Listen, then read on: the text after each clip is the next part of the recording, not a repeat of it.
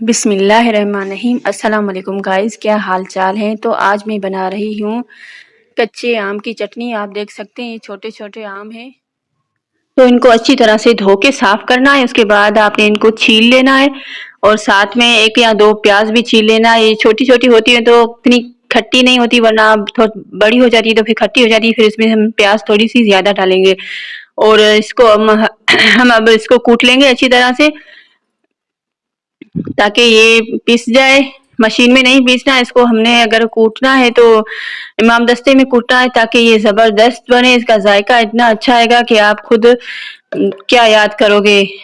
और इसके साथ मैंने इसको पीस लिया, कूट लिया। और हरी मिर्च भी मैंने एक प्याज में शामिल कर दी थी, उसको भी मैंने कूट लिया था। अब मैं फ्राई पैन में ऑयल शामिल करूंगी और ऑयल जब तक गर्म हो जाए तब तक आप हमारे चैनल को प्लीज प्लीज प्लीज सब्सक्राइब कर दें और मेरे वीडियो को लाइक कर दें और कमेंट्स करके बताएं कि आप कहाँ से वीडियो देख रहे हैं और किस जगह से आपके पास कच्चे आम है या नहीं है। और हम तो सिंधी में इसको अम्बड़ी कहते हैं, अम्बड़ी की चटनी, और उर्दू में क्या बोलते हैं, कच्चे आम की चटनी।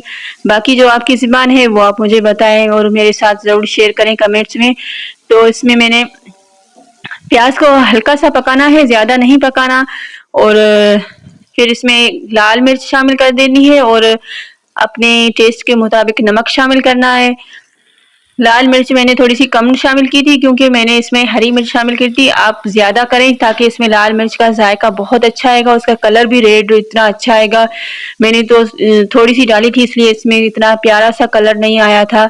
तो आप हमारे चैनल को ज़रूर सपोर्ट करें, लाइक करें, शेयर करें। तो हमारी चटनी अभी इसी थोड़ी सी पकाएंगे तो हो जाएगी तैयार।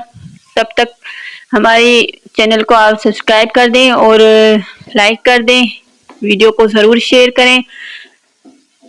तो देखिए हमारी चटनी अब तकरीबन तैयार हो गई है। इसको मैंने थोड़ा सा भूना है, इसमें आप ज्यादा ऑयल और ज्यादा मिर्ची, अभी मैंने थोड़ी सी मिर्ची डाली है, आप ज्यादा डालें तो आपको मजा ही आ जाएगा। नान के साथ, रोटी के साथ आप खा सकते हैं। अल्लाह हाफिज।